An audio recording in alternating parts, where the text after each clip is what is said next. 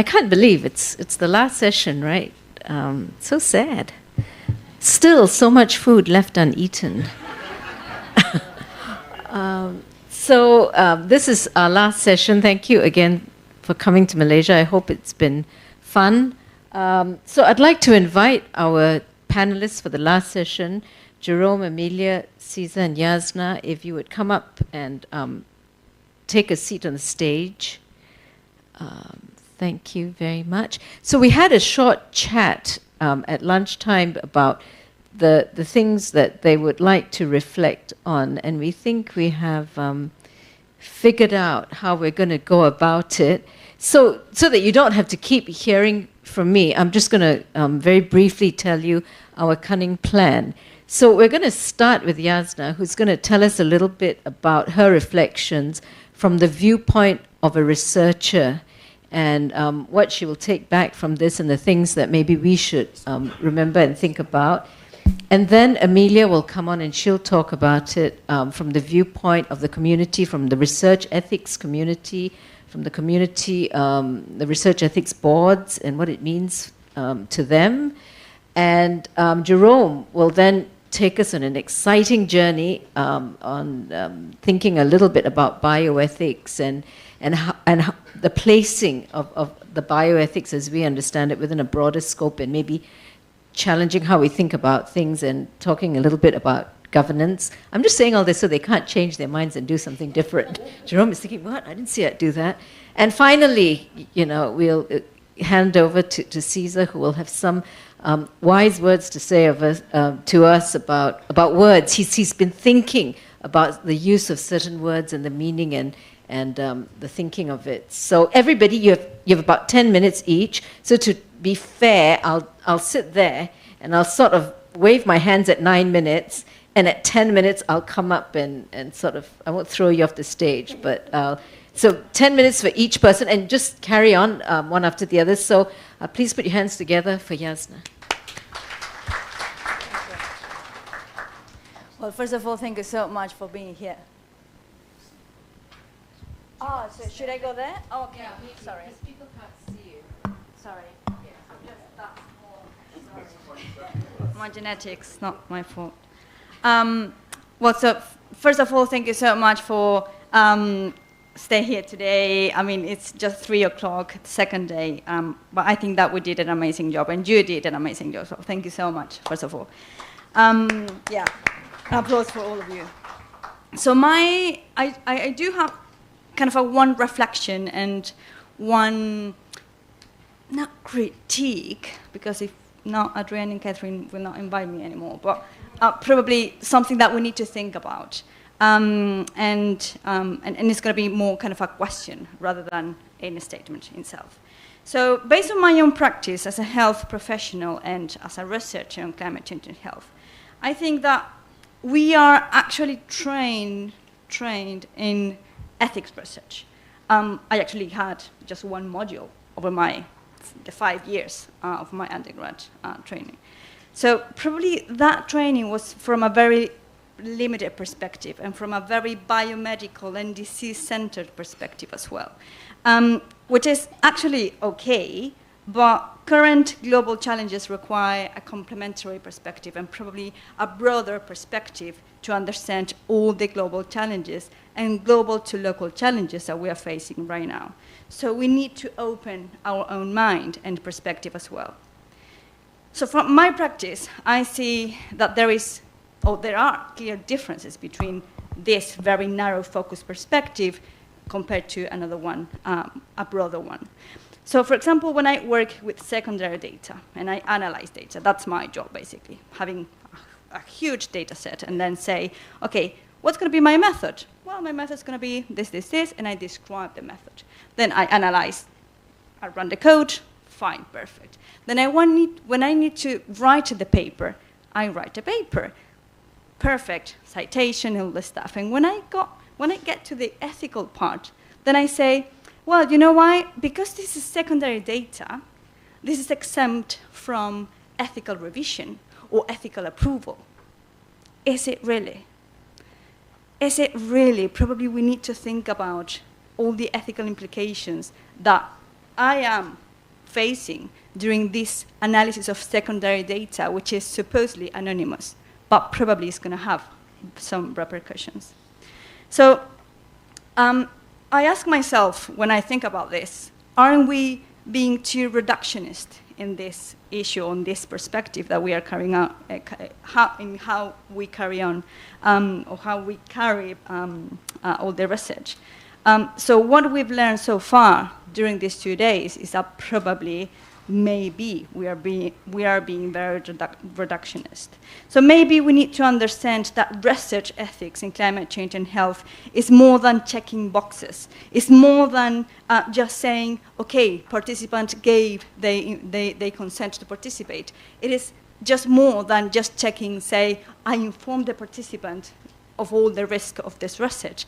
Probably it's more, and we need to think beyond that as well. So for me, ethics research in climate change and health requires an expanded reflection of all our own practice beyond what the current protocol says. It is reflecting on the questions that we ask, how the question is defined, and by who as well.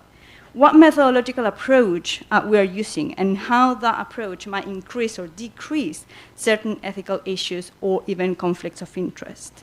So what are the implications of the results, not just in terms of the gap that we're trying to fill, but also the practical, the collective consequences, and also the political consequences of my results? Might be the dissemination or communication of all these results have implications for justice, equity, and fairness. How we communicate probably can have and will have some very ethical implications as well. So all these reflections actually are just a call for thinking out of the box. That for me personally, I think they are a call for recognizing and understanding all our limitations and biases as humans and researchers. And in terms of the question that I want to ask probably the panelists or even you as well, is in relation to governance. And I want to highlight that researchers and research do not happen in isolation, actually. And I don't want to feel all the pressure on my shoulders when I do and conduct some research. So I think that multi-level ethics in the research ecosystem seems critical right now.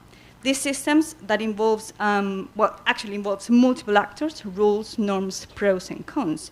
And all these actors will have very different definitions, very different conceptions of how we understand the research, how we understand the problems, etc. So we need to discuss and we need to get all of us more or less on the same page. So as a researcher, I sometimes reflect on all these ethical issues and I want to act on them. But sometimes all the systems in which I am part of limits all my actions and decisions as well. So I ask and I reflect and I think about, is it possible to have supporting structures that facilitate all these reflections and actions so we can integrate more easily all these ethical issues and ethical reflections as well? If so, and if you tell me yes, then how do we quickly transition from theory to practice, taking into account all the issues that changes in these systems are very slow, and they will be, and it's fine, but actually we need some urgency because all the global challenges that we're facing require us to do so. So thank you so much, and I give the floor to you, or Amelia. Thank you.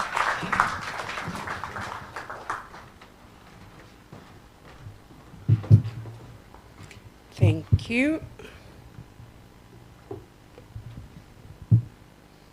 I hope everyone can hear me. Oh, should have moved that. All right, 10 minutes, 12 minutes. I'm taking 3 of yours. I hope I didn't go, I'm not the first to be thrown off the stage. I'm talking from the perspective of, running a college with an ethics committee and coming from a university with 3 ethics committees. My reflection, I'll go back to an activity that we were doing with the Ministry of Health for the past 2 weeks. In one of the meetings, we were asked, what makes a good health team? Particularly coming from a college where we have 5 different schools, and we have been working across with other colleges, but within the schools, we needed to use that to try and implement that interdisciplinary, transdisciplinary, which we love to flag around. So my question, my reflection was, given that we were asked that, what, for this conference, what makes a good ethics committee? What's a good makeup of an ethics committee? The reason why I was actually reflecting on that, coming from a college, which turns 140 next year, we kind of try and address issues in terms of research, whether it's related to the fields that we come from, anything related to health, how we contribute, and we kind of support the small island nations in the Pacific. So our islands, we are actually more of the, we form the blue continent. There's more oceans than land where we come from. So we love to swim. We're not fish, we're not mermaids, but we are just surrounded with water. And we are actually at the brink of distinction simply because our land is going to be gone, okay? Because we come from those very small island nations. Some of you were asking me, where's Fiji? Exactly, you can't find me on the big map. Okay, so that's the threat that we have, okay, from the Pacific Island nations. We mostly rely on each other. We are dependent on each other. We form the 3 different groups, the Melanesians, the Polynesians, and the Micronesians. And we kind of support each other. We have our big brothers and sisters, the Kiwis and the Aussies, okay, and they support us. Now, in terms of how we run our activities, particularly with ethics, most of those small island nations do not have that committee. But I come from a university with 3 ethics committees. We have at the National University, the University Research Committee, and we have the Animal Health. And then at the college where I head at the moment, we have the Human Health Ethics Committee. Our ethics committee is accredited with the WHO and accredited with the Ministry of Health. Before, we would actually rely on Ministry of Health. There's 2 ethics committee that sits there at the Ministry of Health. One is the National Health and one is FENREC. FENREC sits only twice a year. That looks at the high risk research. So if you miss the first one, wait for the second one, and they normally only sit when they have the time. So with our ethics committee, what we have done, we have actually trained those in the region. And most of the research that needs to be done in the region, they rely on us. So when there's a submission, when there's a research that wants to be done in the region, any of the small islands, they would flip that across to us, to the College of Medicine, to look at the ethics. Once that's approved, it's gone. Why I wanted to reflect on the composition of the ethics committee is most of the time it's actually the learned people that are there. We hardly there. In some committees, it's only the educators, it's only the academics, very few from the other side. And at the end of the day, once you've actually passed that proposal, whether you've endorsed it or rejected it, we do also reject some, the end product of whatever you have approved, where it sits, particularly in the community, and if they are not heard, if they were not consulted. I like one of the Pechakucha session where they had actually consulted with the community. I haven't actually heard of that in my setting where we, the ethics was actually referred to that for their endorsement. Why I actually reflected on that, the composition, particularly because of the end product, we have actually approved a few projects that were to sit at in the community. If I talk related to climate change, if I had to talk about, we heard about the malaria case. In Fiji, we don't have malaria. We have cases, people, particularly those who've traveled. But we do have dengue, we do have filariasis. Recently, we actually had the Wolbachia that was introduced in Fiji. Well, it was approved, set out. It was, can't recall, maybe 2 million AUD, I think. the next cyclone, so our cyclone season is between November to April. In the next cyclone season, we had released the Wolbachia. The next episode, the dengue cases were higher than the previous year.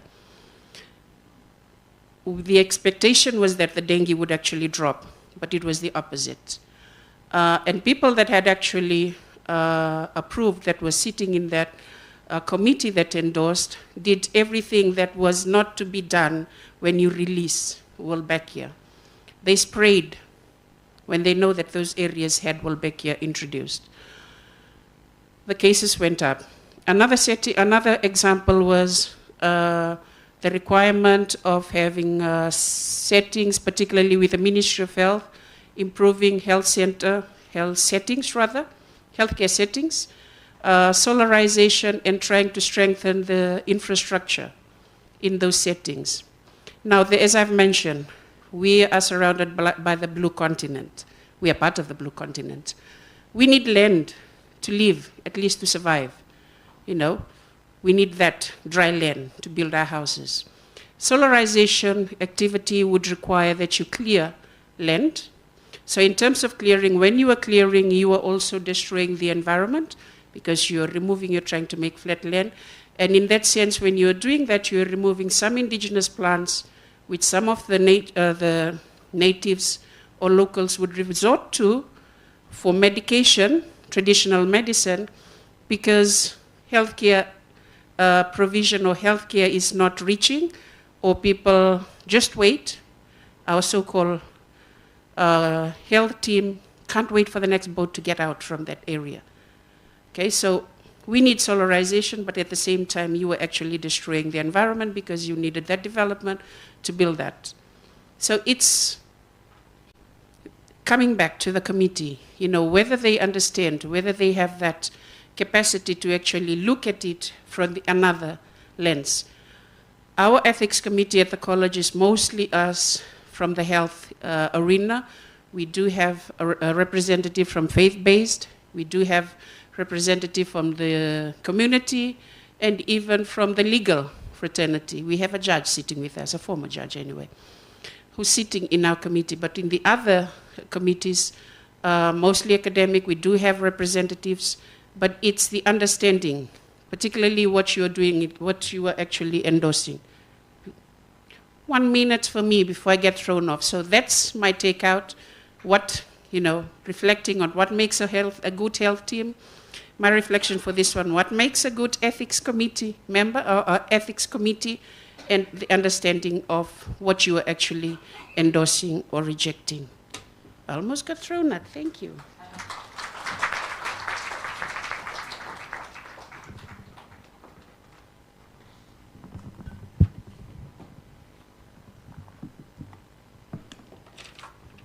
Hi everyone.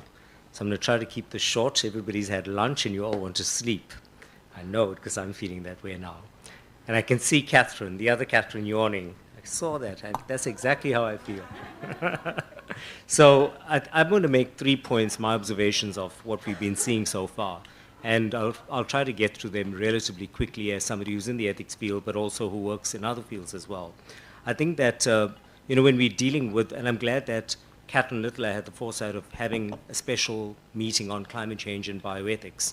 And I think some of the reflections that I had is that, because climate change has no borders, we've got to think about beyond bioethics, and we've got to think about planetary health and planetary ethics. And I think because the global bioethics field is very hung up on North versus South, global North versus global South. One of my reflections that I've had to come to appreciate is that when you're looking at climate change and it's humanity-driven, we have to accept collective responsibility for this problem. It's not a North versus South issue only, it is to a small degree, but as humanity, we've got to accept responsibility for the actions of countries that in fact have nothing to do with us. It's a human issue. So I think for me, when I look at what we've discussed over the last couple of days, what I felt we should have accepted a bit more of is the health field needs to accept responsibility for its impact on climate change.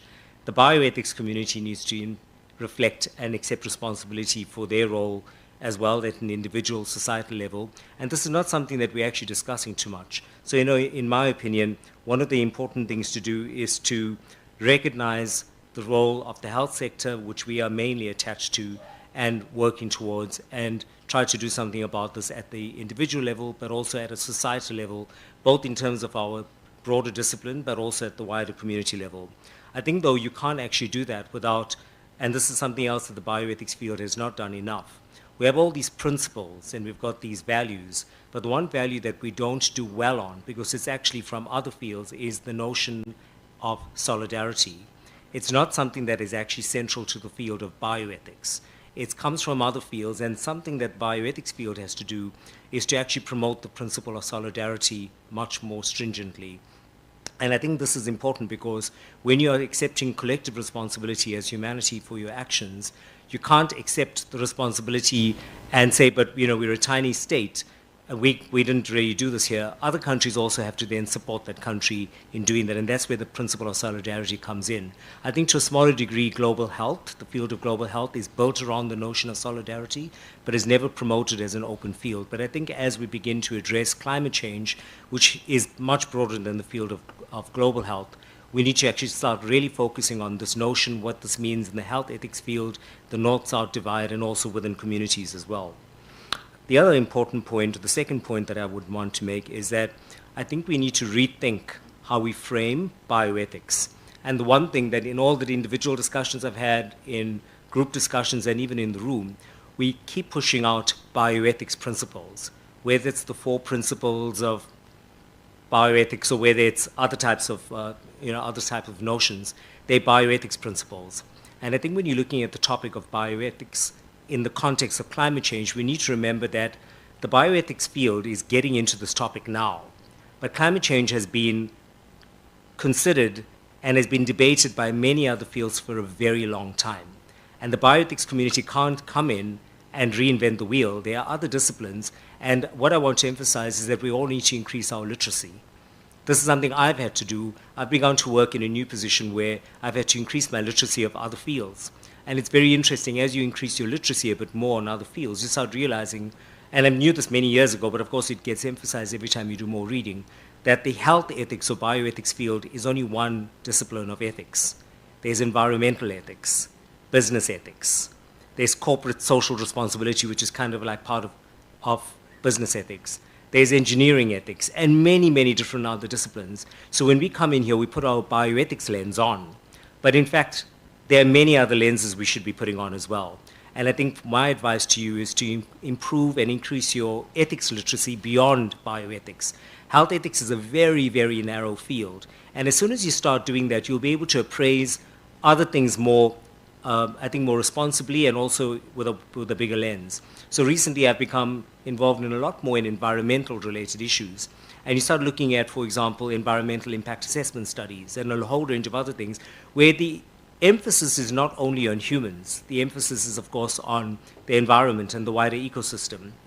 And once you start putting on bigger and bigger lenses, you start realizing that you can't look at things with a very narrow focus. And of course, I'm saying this with all due respect because this is the Global Forum on Bioethics.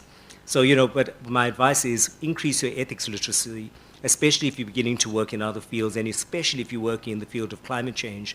Other disciplines have said what we are saying and what we are beginning to say a long, long time ago. I've heard the precautionary principle being spoken about in small group discussions, in plenary sessions. That's not a bioethics concept. That's actually a concept that comes from environmental law, environmental sustainability. So, these are things that we've got to appreciate, and we can modify it and maybe think about it. It helps us frame our issues. But my advice is to actually look at that and to do our best to increase our ethics literacy in other fields. And the last point that I wanted to make is, I think one of the things that we never see is integration of ethics values into practice and to policy. And I think, we have lots of great ideas, but translating that into practice is a big issue. And I think if we want to impact on our national or regional or international agendas in the context of climate change, we've got to, of course, make sure that we appreciate not just the field of ethics as a whole, but also we've got to make sure that if we are promoting certain values, that those values are reflected in policy and practice. You know, we have theoretical frameworks, and sometimes it becomes a tick box exercise for many of us. Especially if you're a research ethics committee, you must tick these boxes to say that they've done these things. But at the end of the day, it's very important to ensure that when we're looking at changing the climate, it's about translating that into practice beyond your own field as well. So, you know, so I think the challenge that I would put out to people is to find out how you can impact not just the discipline that you're in, or just not just the health of populations, but how can you actually translate your ethics values? Some of you are new in the discipline, some of you are very established and global leaders in your field, but how do you take that beyond the field of health? And how do you actually start beginning to impact on broader society beyond the very narrow focus that we have developed and that we specialize in, which is global health to a certain degree, or even national health? And my advice is, you know, try to figure out how to take the value systems that you've been developing or that you're trained in, but to try to take that and make a much bigger impact on your, not just your field, but on your country, your region, and probably in the context of a global issue on the planet. And I think, you know, we always in the bioethics field, we've gone as big as global health.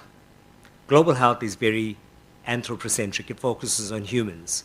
And so when we're focusing on global health, and we need to remember the World Health Organization uses the word health, it uses the word world, but in fact, it's human world.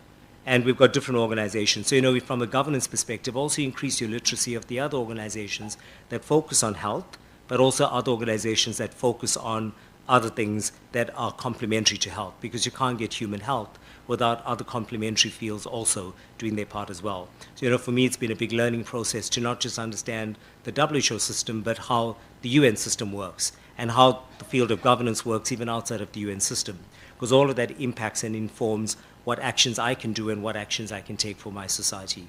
And that's my challenge to all of you, is to think about how you can change your field and not to be in a silo, think beyond your silo, and that your field has to evolve as well.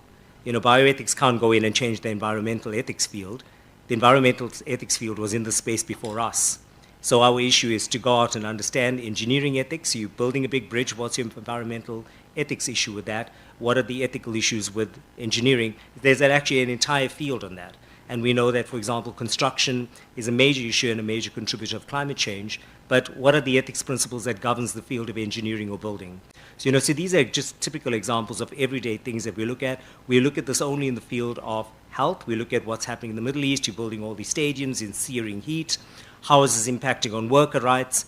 Well, that's, of course, very important from a health perspective, but the field of engineering ethics looks beyond that. So, you know, there's a lot of other ethics literacy building to do and capacity building to do. So my advice and my take-home advice for myself and for many of my colleagues is just increase your ethics literacy, because it's a very big field out there. I'll leave you with that.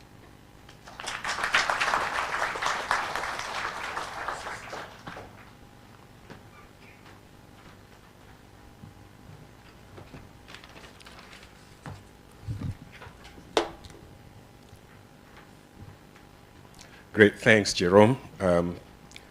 You took some words out of what I was going to say, so that's really cool. That helps. Dulcis in fundo, so I have to give the last bit of words, and I suppose I need to make them optimistic or put them on a positive note. I'm going to try anyway, but I don't know whether I'll succeed. Thing is,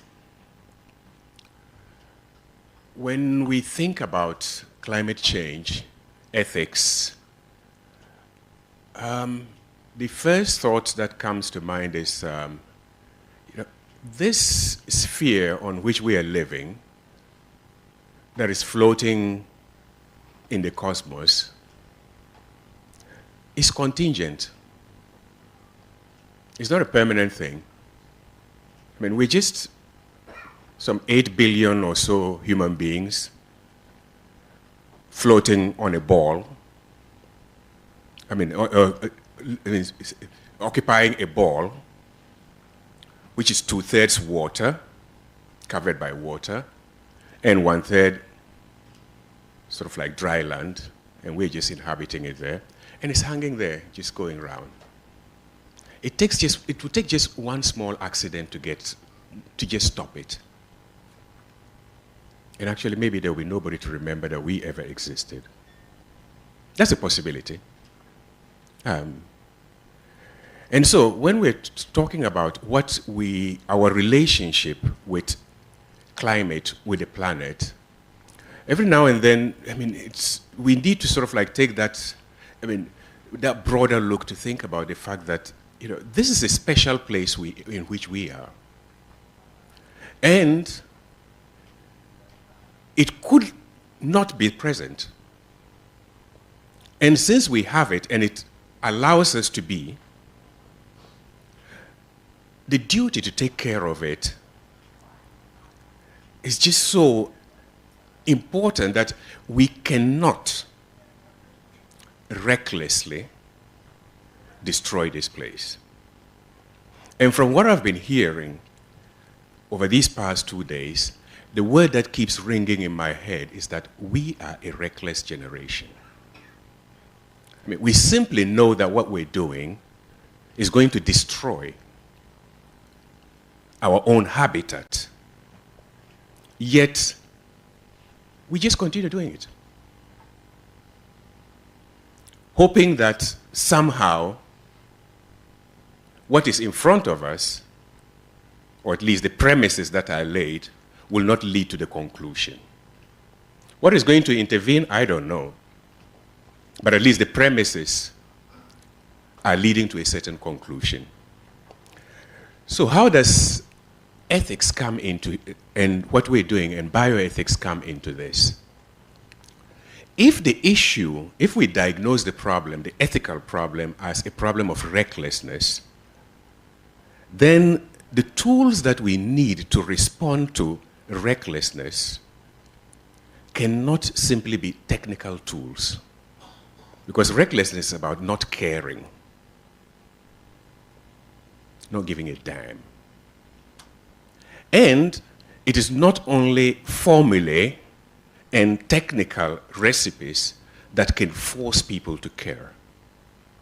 So our bioethics language and values, I think, need to begin to take into consideration other set of values, and we need to take them seriously.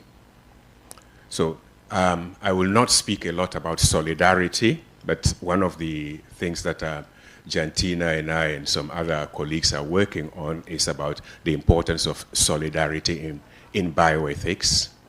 And hopefully over the next couple of years, we will say more and more about that. But the starting point, if you think about that image of this ball that is floating and in which we are, and we talk about national borders, if you go out of this planet and you look down, what do national borders really mean? And yet immigration is a problem in our world. Who set up those borders anyway? Can we think bigger than this? Can we imagine a different world? And that should guide our bioethical effort. And so principles like solidarity, which are grounded, you know, solidarity in its roots, if we want to go back a little bit in sort of like the Latin histories and that kind of thing, but then it is lived among many, many communities in the same way. It's just about our togetherness, because solidum is just a whole. And solidarity, which in the Roman law was obligatio in solidum, ligare is to tie, and obligare is to tie oneself. So to tie oneself to the whole, because without this whole, I am nobody. And so, these should be some of the values that undergird our activity. And if it is about recklessness that we're trying to tackle, for example, what is the bioethical and the health, what sort of, how much does suffering count when we are analyzing diseases? How much do we know about suffering? And I'm not talking about pain. I'm talking about suffering. And disease causes suffering. And if we're trying to promote health, we should be interested in suffering. How much do we pay attention to words like respect? Because disease takes away even dignity sometimes. And these should be part of our bioethical discourse. Not just chasing pathogens, war on pathogens. But it's about, it's about creating those conditions that beings, humans and other beings on the planet can actually thrive and flourish. So we need to revisit our thinking. But unfortunately, I mean, we're not yet used to that, but it's not too late. We can get there. We can get there. And what is more, climate change and other things are actually pushing us there. We just have to rise up to the task. And I think we can. There are many bright minds and great people in this room and, I mean, in our field. And when we rise up to it, I mean, it's going to be a beautiful moment if we can rise up to it. And that is when we can really leave an impact that will not be for just the next 30 years, but we're talking of an impact that could actually affect the course of this planet and the course of humanity. In our group, we were asking, in 1,000 years, what are they going to call our generation when people start digging around? Is it going to be the plastic generation? Is it going to be the rubbish generation? I don't know. I don't know what name they will give to us, but I have a feeling it will not be a nice name. Right. And then one of the things we really need to do, and I know Ross likes to bring in philosophy. I mean, Heidegger criticized the technocratic, sort of like bioethics runs the risk of becoming very technocratic. So we're just looking for technical solutions to problems that are not simply technical. And part of the technocratic mentality is this kind of binary thinking. And as I was writing down some of the expressions we've been using these days. So let's just take a look at them and see whether, if we think about them not in a binary way, it can begin to inform the way we work. One of the terms that keeps coming up is capacity building. What is capacity? Capax is just the ability to contain. So capacity building is to be able to contain more, or to be able to actually to do more. But capacity for what? Pardon? For ethics. Right. So Fanon says in his, is it Black Skin, White Masks? He says, or is it the other way around? Anyway, I've got the jet lag keeps messing up my mind every now and then. He says something that is quite interesting. He says, have you given 1 minute? Oh, geez. You have given me my freedom that I may build a world of you. So you can build my capacity so that I can continue doing your agenda. So what do we mean when we say we're going to work on capacity building? Second, we talk about community engagement, or, sort of like, reaching out to communities. But are we researchers not part of communities? That kind of binary, as if we are some alien that goes to visit. And when we talk about local communities, where are the dislocated communities? And what do we really have in our heads when we say local community? Is it a group of senators and congressmen in Washington? They are also a local community, aren't they? But why do we think of certain people only when we talk about local communities? And how does that affect the way we behave? And if I want to continue more, marginalized communities. Who has marginalized them? And why are they at the margins? And who designed those margins? So to challenge and trouble these terms, I think will help our field to grow. And what I would almost suggest to some of the younger researchers who are looking for PhD projects, why doesn't somebody do a critical analysis of bioethics language? Bioethics expressions, a PhD. Yeah, and methodology, right? Methodology. And just think of it, because we need to trouble those, and that is what will help us to go beyond this kind of technicalism, because the technicalism, what it then does is that it leads us to do ethics washing. So the recklessness, we become reckless carers. we continue on the reckless paradigm and we become the nice face of the reckless paradigm without changing the reckless paradigm. And we need to challenge it.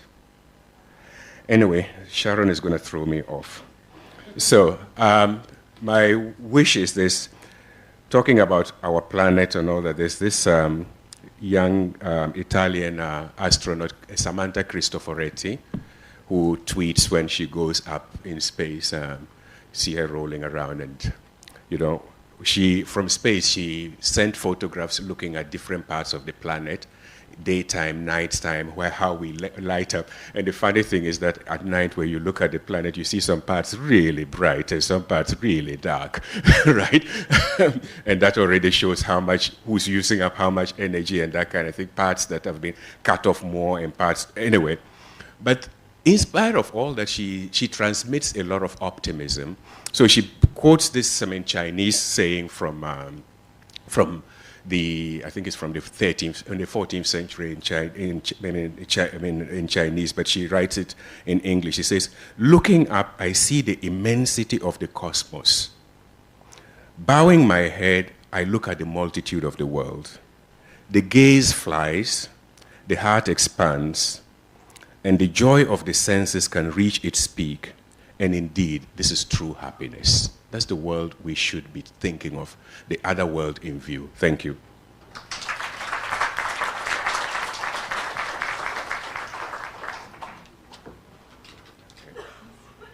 Thanks for not throwing me off. Yeah, thanks, Cesar. I would never throw you off the stage. So thank you, everybody. Thank you to our great presenters for their reflections. There's so much for us to think about. And I think, as always, you leave the GFBR with a lot to think about, and it's just the start of another journey. There are fellowships to be applied for, new steps to be taken, and I think the four speakers have really shown us the different dimensions of this problem, that at a very practical level, researchers want to do research.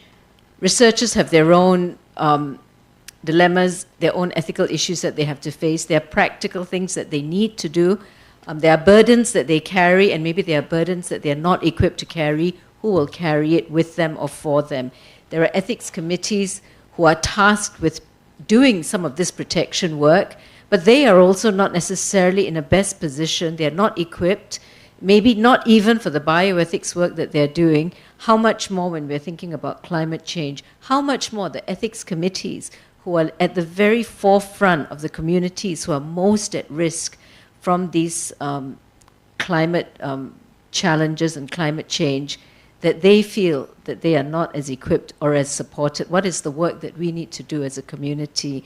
And I think at another level, to challenge us about just the way we think, how we approach bioethics, and maybe it's not just about us, it's not about humanity. Do we need to rethink research ethics to really embrace, and as I think, I can't remember who said it, but with humility to realize that we may need to rethink bioethics, look to environmental ethics. What are the other values that we should be bringing into? Should we not be prioritizing human health and human well-being?